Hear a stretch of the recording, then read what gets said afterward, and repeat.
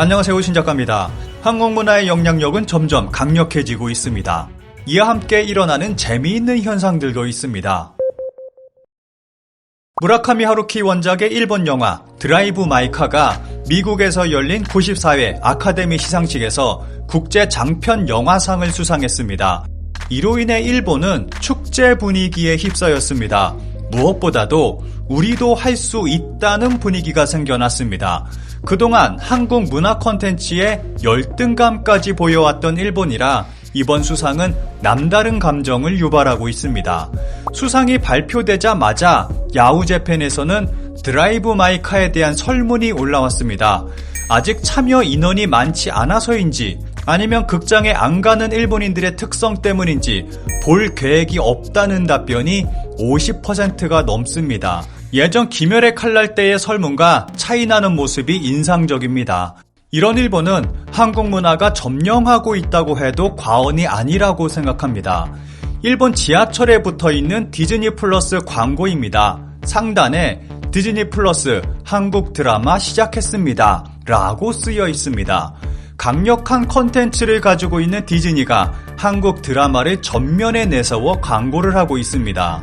최근에는 이러한 모습을 굉장히 많이 볼 수 있습니다. 미국 드라마나 영화에 한국이 자주 등장하는 등 한국의 위상은 전과는 크게 달라졌습니다. 보시는 포스터는 4월 개봉하는 산드라 오 주연의 영화 엄마입니다. 이블데드, 스파이더맨 등을 감독한 샘 레이미가 제작하는 영화입니다. 그런데 제목이 한국어 그대로 엄마입니다. 그리고 영화 안에는 한국적인 것들이 많이 등장합니다. 영화 엄마는 전세계 호러 팬들의 기대를 한몸에 받고 있습니다. 이렇게 전세계로 뻗어나가는 한국의 영향력을 무시했다가 망신을 당한 유명인도 있습니다. 19일 미국에서 열린 미국 제작자 조합 시상식 패널 연설에서 스필버그 감독은 넷플릭스가 무명 배우들에게 프로젝트를 떠맡을 기회를 준다며 넷플릭스의 공동 CEO이자 최고 컨텐츠 책임자 테드 사란도스에게 감사의 말을 전했습니다. 스필버그는 예전에는 현지 유명 배우들의 출연이 관객들을 이끌었지만 이제는 무명 배우들 또한 미니시리즈 전체 혹은 영화에 출연하며 극을 이끌어갈 수 있다는 발언을 했습니다. 이어서 오징어 게임이 등장하며 우리의 계산법을 완전히 뒤집었다는 발언을 전한 스필버그는 무명 배우들의 넷플릭스 출연을 가능케 해준 사란도스에게 감사를 전하며 연설을 마무리했습니다. 이 연설 이후 전 세계에서 큰 논란이 일었습니다. 그가 발언한 무명 배우들이 이정재, 정호연, 박혜수를 포함한 오징어 게임의 주연들을 칭한 것이기 때문입니다. 미국 시청자는 물론이고 언론들까지 스필버그의 발언을 문제 삼았습니다. 한 트위터 유저는 미국인들은 미국 바깥엔 다른 나라가 존재하지 않는다고 생각한다. 모두가 우리를 우러러본다고 생각하지만 사실 모두가 우리를 비웃고 있다. 배우, 가수, 정치인, 의사, 변호사, CEO는 다른 나라에도 모두 있다. 제발 무지한 행동 좀 그만하라. 라며 강하게 비판하기도 했습니다. 스필버그의 발언은 분명 무지에서 나온 발언이었습니다. 그런데 놀라운 것은 이후 전 세계에서 벌어진 논란이었습니다. 확실히 한국 배우가 무명으로 취급받기에는 너무 유명하고 영향력도 큰 것 같습니다. 스필버그와 반대로 한국 관련 드라마에 출연해 한국에 대해 공부한 배우도 있습니다. 애플 TV에서 드라마 파친코를 공개했고 좋은 평가를 받고 있습니다. 그리고 작품에 출연한 미국 배우 지미 심스는 다음과 같이 발언해서 주목받고 있습니다. 솔직히 말하자면 저는 한국이 일본에 의해 지배된 역사와 얼마나 심한 억압이 존재했는지 잘 몰랐습니다.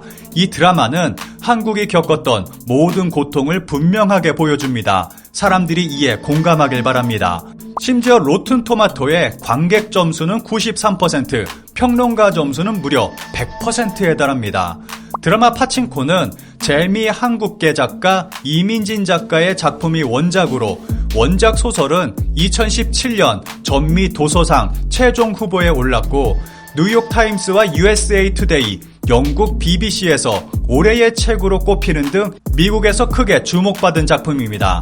일본의 제국주의, 일본인에게 차별당하는 한국인의 모습을 그리고 있어서 일본의 구구들은 벌써부터 크게 반발하고 있습니다.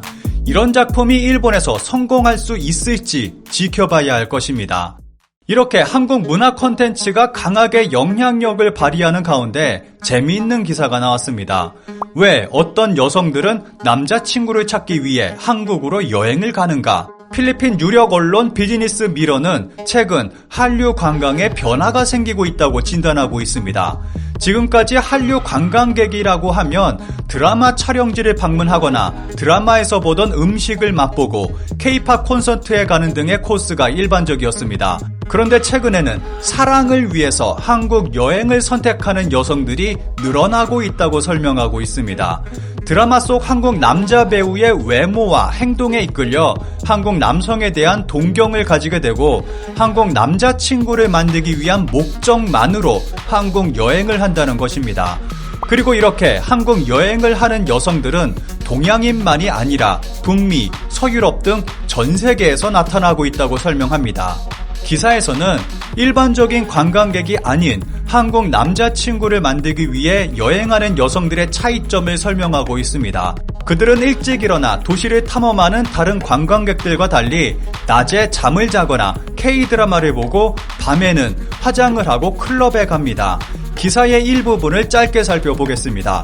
이 관광객들 중 일부에게 한국 남자들과 데이트할 수 있는 기회는 환상을 충족시키는 방법이다. 한 독일인 관광객은 한국 남자를 만나면 마치 그녀의 한국 드라마 속에 살고 있는 것 같은 느낌이 든다고 말했다. 우리의 대화는 종종 식사를 하면서 이루어졌다. 때때로 나는 클럽과 바를 오갈 때 그들을 인터뷰했다.